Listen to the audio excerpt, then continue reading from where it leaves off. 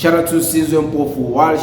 Sizwe Mpofu Walsh is one of the best to ever do it. He always invites amazing people to share their perspectives, and it doesn't interject them.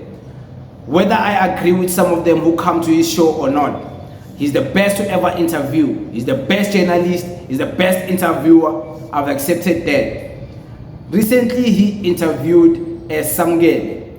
Samkele was interviewed and he was asked about what he thinks about Ramaphosa. And according to Samkele, he's saying that Ramaphosa is the best president South Africa has ever had. He's the best president South Africa has ever had. If you don't believe me, you can listen to what he was saying, and based on what he was saying, you will tell me what you conclude, because that's what I took from it. There's a clip. His closeness to Gwede Mantashe protects him a lot. But also Cyril Ramaphosa, if you read his book by Raymond Stadner, where Raymond Stadner, speaking to Cyril says he's an enigma. And you can only ever truly know an enigma if it lets you in close enough and wants to reveal to you. So many people underestimate Cyril Ramaphosa in the ANC and in South Africa. He's very calculative and very lethal. Also, he can switch on people who support him and go to people who don't support him and win them over very quickly. You look at how he was able to sweep the carpet under Stan Matabata in Limpopo. Many people perceived Cyril Ramaphosa to be at his weakest going towards the Nasrec 2022. But he won. And his slate won in large numbers and proportions within that particular conference. His grip over the ANC was fully affirmed.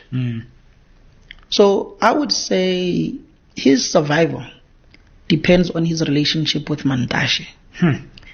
And ultimately the Secretary General, Fikile Mbalula, and also the provinces of the ANC, the provincial chairs and the provincial secretaries. Cyril Ramaphosa openly, on daylight, convenes all the provincial chairs. I remember in one ANC meeting, he convened all of them and had a chat with them. Alibaba.com is your one-stop B2B purchasing platform that lets you source efficiently at great prices.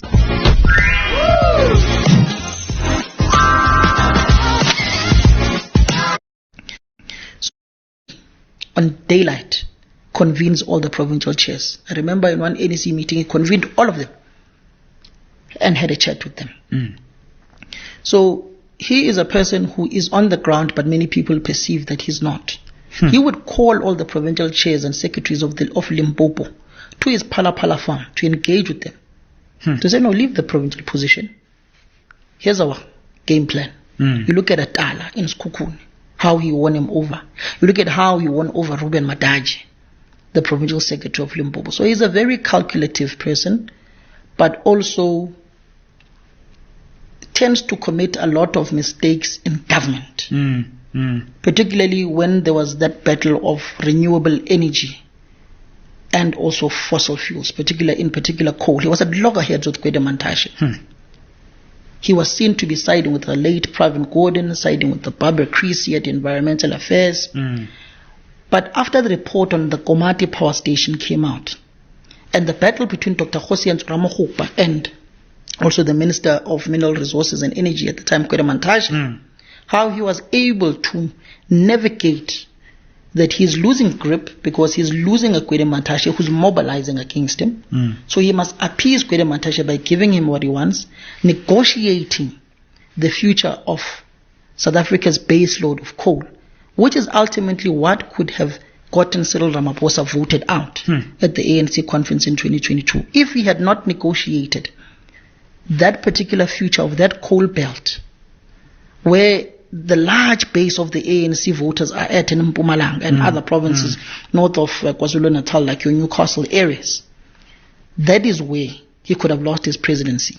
But he was able to meet Gwede Mantashe halfway, and they continuously work together. So he can stay on, particularly if he is able to negotiate his way around his current officials in the ANC. But if he fails to do that, he will ultimately be recalled post the 2027 conference, 2028 January. Unless if he gets his own successor, if he wants a successor, is then able to say, no, I'm handing over power to the new president of the ANC.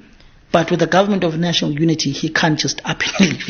Yeah, and a lot, I think, revolves around him within the government of national unity or coalition, because if he leaves, as you say, then we don't know what the DA would do, and it's unclear as to whether that national coalition can actually coalesce around a different ANC leader. The DA would obviously want to influence who emerges in the ANC. The ANC would want to influence who emerges within the Democratic Alliance. But the ANC will also, wanting to keep the stability of the country, may take an unorthodox decision. Because let's be frank with one another. There are no term limits in the ANC. There are no term limits in the ANC. Yeah, that's for sure. That's why Thabo Mbeki contested for that term. But Cyril Ramaphosa's own supporters, remember in the Eastern Cape Conference, Oscar Mabuyane said, we're supporting you to come back, but after this, you must leave, Baba. So he himself may not want to contest for a third term.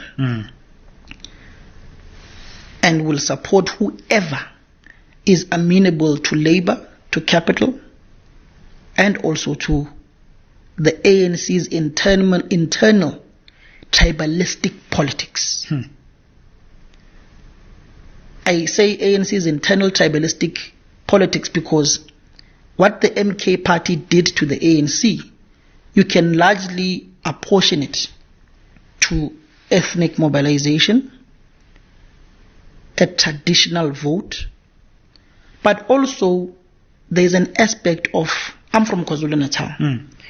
As a resident of KwaZulu-Natal and as a son in that particular province, we love authority. We grew up under authority. That Ubaba is the figure of the house and he must be respected at all times. And there is no father figure in that province of KwaZulu-Natal anymore because King Goodwill Zwelithini passed away.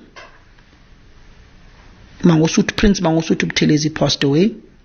The only authoritative figure that was left was none other than Jacob Gedleyihlekisa Zuma.